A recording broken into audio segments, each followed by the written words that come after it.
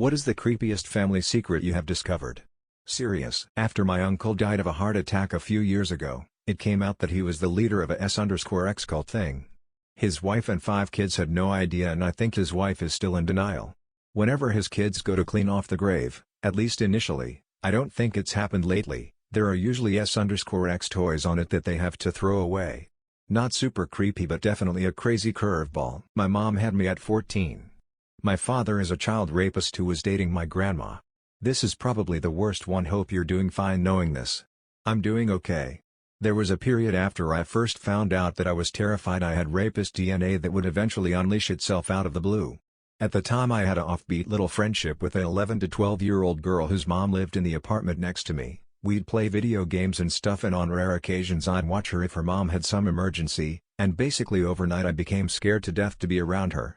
But I had multiple people telling me that things don't really work that way, and in time I stopped worrying about it. And of course it was super upsetting knowing what had happened to my mom, but she basically said I was the best thing that ever happened to her and she'd have gone through far worse things if I was the result.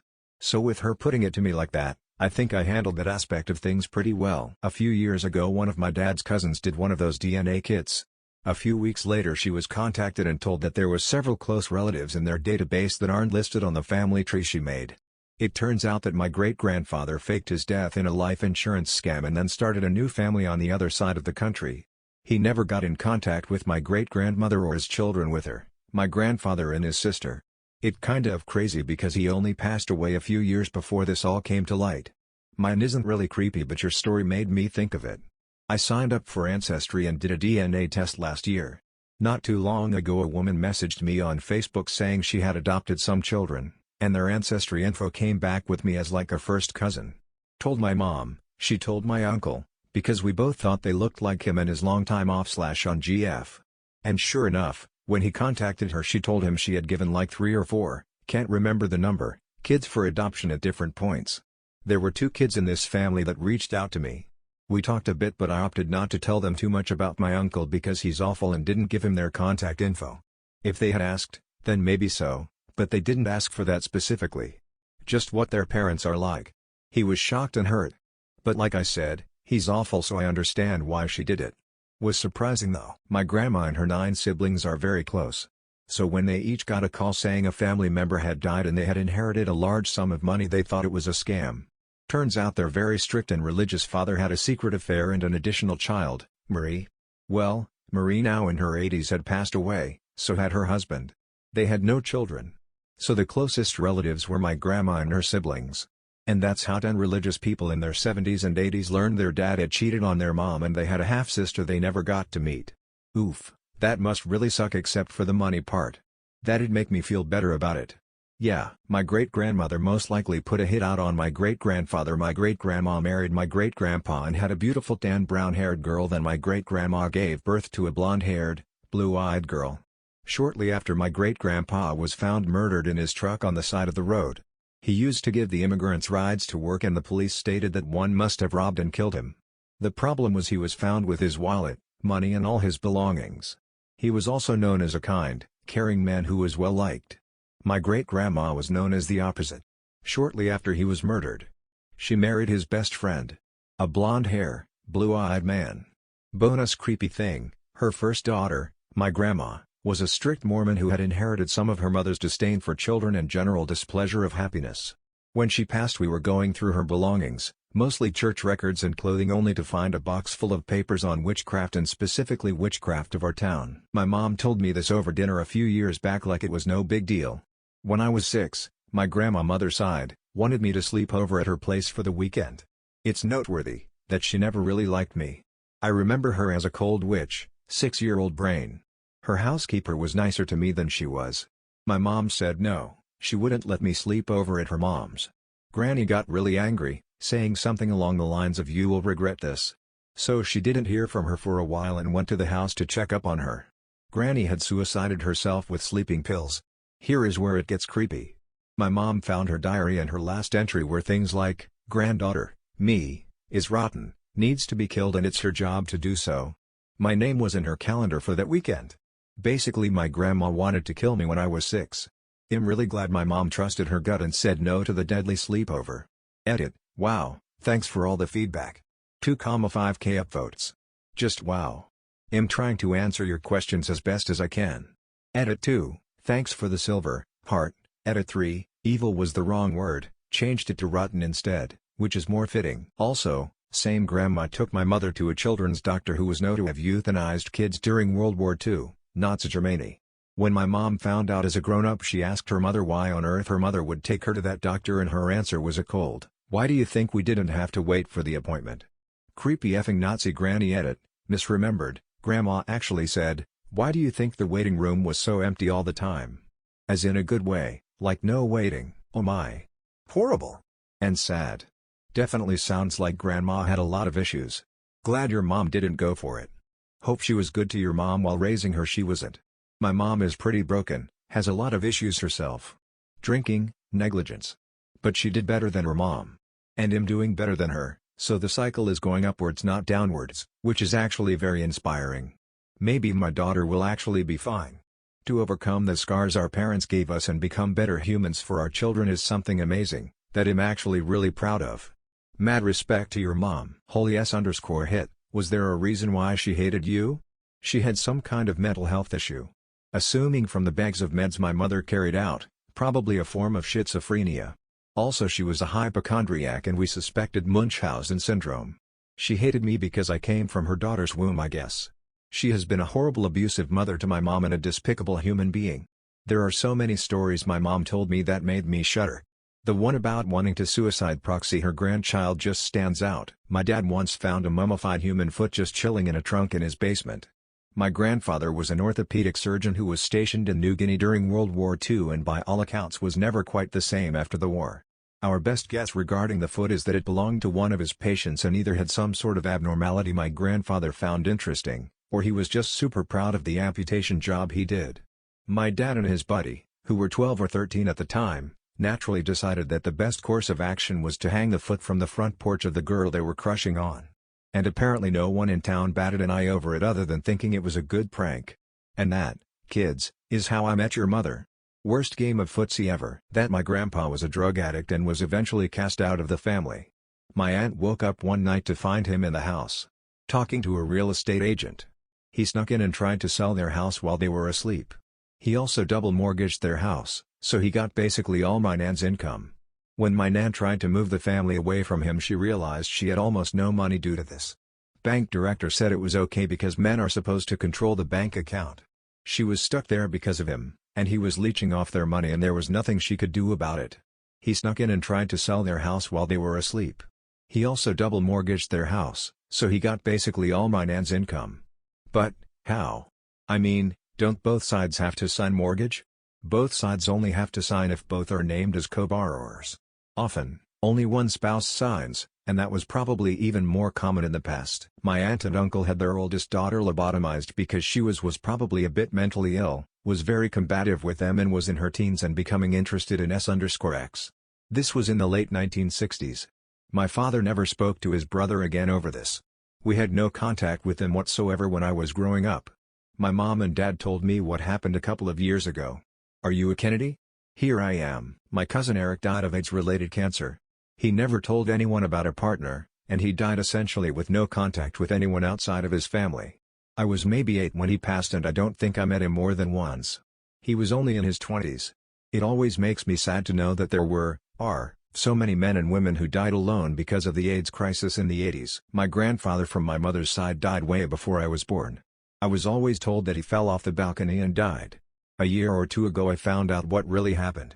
When I was I think 13, my mom was telling the story to my uncle's girlfriend while my mom, uncle's GF and me, were sitting at the table. I was just minding my business, while my mom was whispering to my uncle's GF. At some point I heard my mom tell something about her dad, and I started listening to what she was saying. She explained that her dad was an alcoholic, and could be pretty abusive at times. When he got drunk, he would sometimes threaten to kill himself. On the night before my mom's birthday, after he put her and her siblings to bed, he got drunk and threatened to throw himself off the balcony. He stood on the edge of the balcony, on the other side of the fence thing. Can't remember what it's called in English, sorry. My grandma tried to calm him down, and to get him safe inside. It worked, my grandfather calmed down. But instead of getting inside, He accidentally let go of the fence and fell off the balcony. He probably thought that if he landed in a correct way he wouldn't break too many bones or something, so he tried to move while in the air. It didn't work, and he died. So yeah, when my mom woke up the next morning, on her birthday, her father was dead. Some details may be wrong. It's been, like I said, a year or two ago since I heard this story, and frankly I'm too timid and kinda scared to ask my mom the whole story again because it'll always be a sensitive topic. My father's parents both died in the 90s. Around 5 to 10 years ago I did a 23andMe test, mostly for kicks and to look out for any health issues. Last year I was contacted by someone through the service who was trying to find blood relatives because both of her parents had been adopted as infants, and we had a pretty strong genetic connection. Long story short, my grandfather had an affair in the 1950s and fathered twins. My aunt and uncle were pretty floored to find out they have half-siblings. My father died 4 years ago from suicide, so he never knew. To get even weirder, my mother grew up with these twins after they had been adopted. She was friends with my father's half-siblings decades before she married him. Wait, so she went to school with them or knew them from her neighborhood? Yep, she went to school with the twins and they lived nearby. Small Catholic world in those days. My grandfather had a literal crazy aunt who lives in the attic.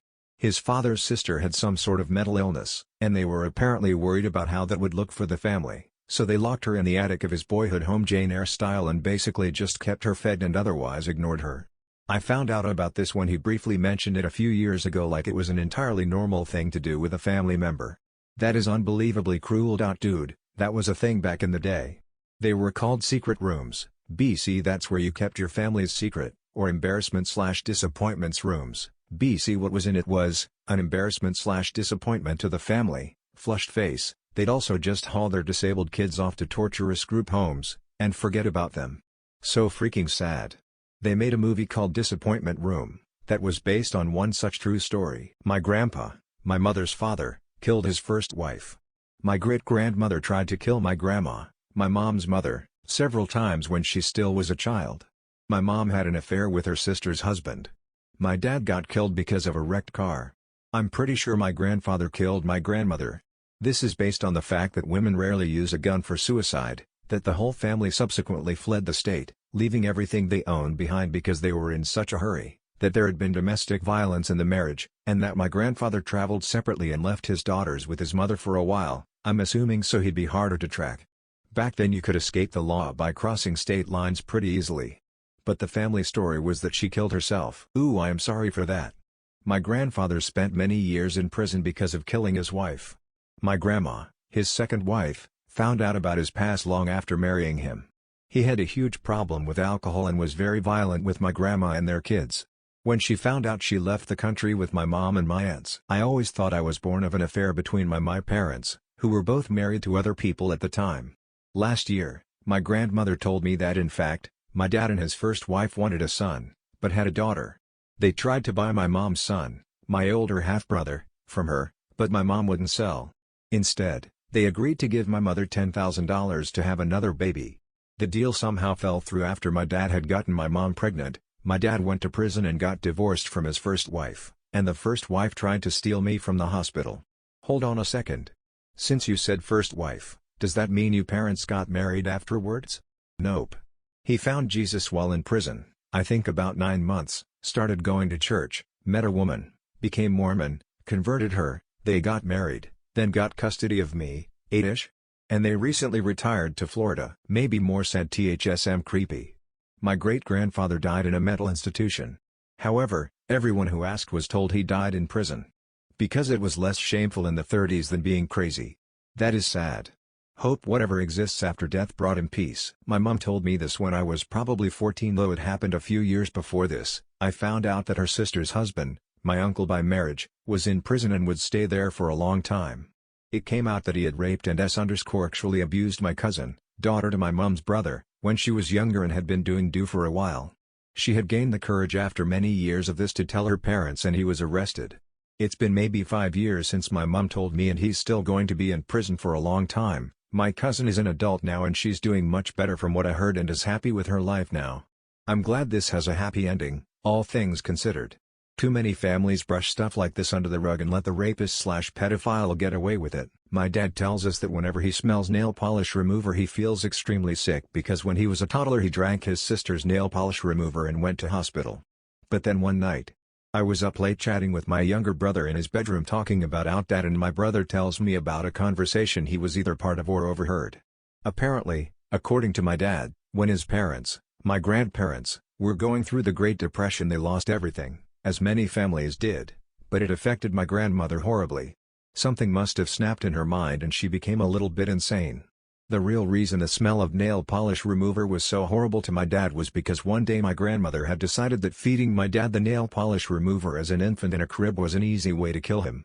It was only my grandfather rushing in and stopping her that stopped my dad from dying. Makes me wonder what sort of behaviors I might be prone to given some traits are more prevalent every other generation. I found out that my aunt and her family were in a cult for 10+ years. Over the years of being a kid, I had always wondered why my cousins never came to family get-togethers anymore and why I never got to see them. My grandma would always tell me it was because they were reserved and liked their privacy. I always thought that was weird but never questioned it. One year, they moved from their home state to the state where my grandma and the rest of my dad's side of the family now lived. Now all of a sudden I was able to see them when I went out to visit in the summer, which I thought was odd. I also thought it was weird that they lived with my grandma and literally had moved out with nothing but a few suitcases. Turns out my aunt's family had been in a Christian cult for years and weren't able to leave it because they were threatened by the church. They told them that they would kill them and make sure they never escaped. They would keep track of when they went to the church on Sundays and Wednesdays. They were forced to give the church thousands of dollars a month just to survive. One day my aunt said she had enough, packed a few bags and booked it to the state my grandma lived in during the middle of the night. They left their furniture, a majority of their clothes, the kids' toys, almost everything. They moved in with my grandma and lived with her until they got back onto their feet. Now the oldest of the kids talks about it with me like it's nothing and how scary it was. They have been out of it for years now and have made a good life for themselves. I'm very happy they can move on from what happened. My dad secretly named me after his one true love, not my mother. She was 12. He was in his late 20s. He told me the first bit when I was in my 20s, which was bad enough. When he died I inherited his papers and stuff and found out the rest, which tbh I could have happily lived without knowing. Apparently he was staying on and off at Greyhaven, Marion Zimmer Bradley's sort of artist/pedophile commune. And he had named me after one of the victims in that whole shit show. She does look like very similar to my mom, and therefore to me, guess he had a type. Marion Zimmer Bradley didn't hear about that when the news hit in, apparently, 2014. I'm going to be sick. Geez, wow, me neither. Cool that the publisher is now donating royalties from the ebooks to a children's charity and others to reign. Story 1 not so much creepy but certainly juicy. My cousin is trying to pass off her own biological daughter as an adopted daughter because in my family it's heavily frowned upon to have S_X outside of marriage, let alone have a baby.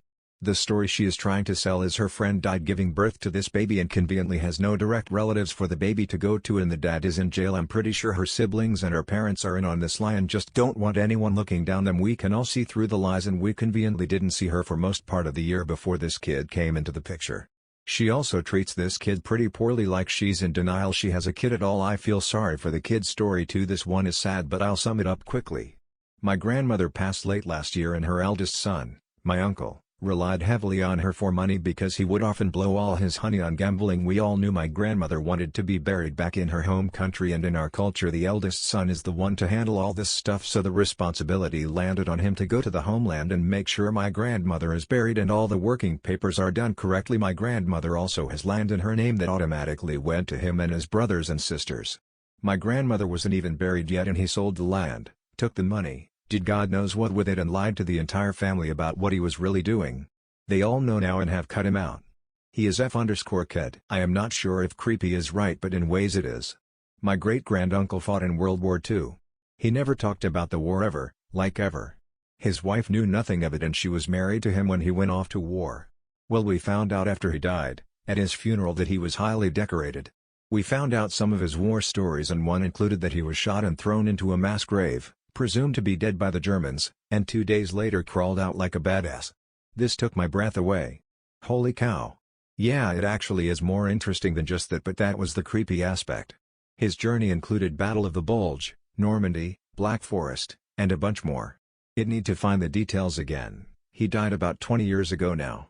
It blew our minds finding out all of the events he went through and that he kept refusing to go home. He just wanted to fight.